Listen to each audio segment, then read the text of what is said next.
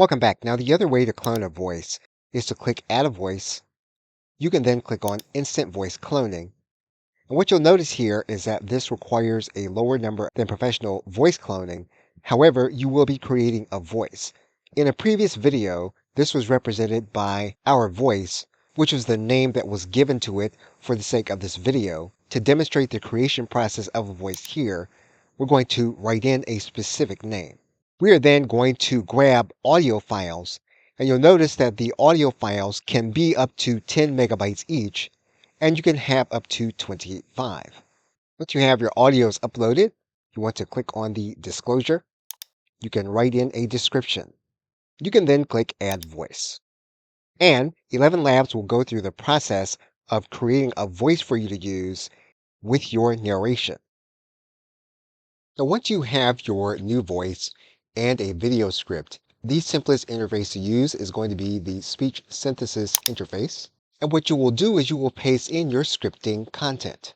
Once you script it in, you want to lay it out so that the AI can read it easily. You want to change the settings to your new voice. Once you have your script available, you can then click the Generate button. 1. Planning video content.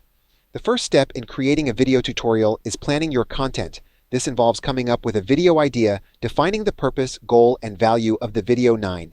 You need to identify your target audience and the main character for your video. Creating a brief or an outline can help guide the video creation process. 2. Writing video script. Once you have a plan, the next step is to write a script for your video.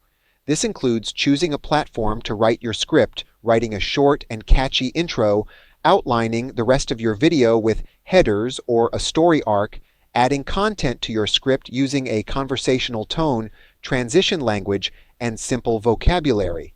You should also write a brief outro that makes a call to action. 3. Recording screen for video tutorial. After writing the script, you need to record your screen for the video tutorial. This can be done using various software options like Xbox Game Bar, OBS, Wondershare, and Camtasia. You can also use Microsoft's Clipchamp or other online apps that allow you to edit your videos with filters, green screen, captions, and more. 4. Editing video tutorial. Once you have your screen recording, the next step is to edit your video tutorial. This involves trimming down the fluff, adding B-roll and text, rendering the video, and using different types of helpful videos in ways that will captivate your audience. You can use software like Camtasia, Shotcut, or other video editing tools to accomplish this. 5. Sharing video tutorial.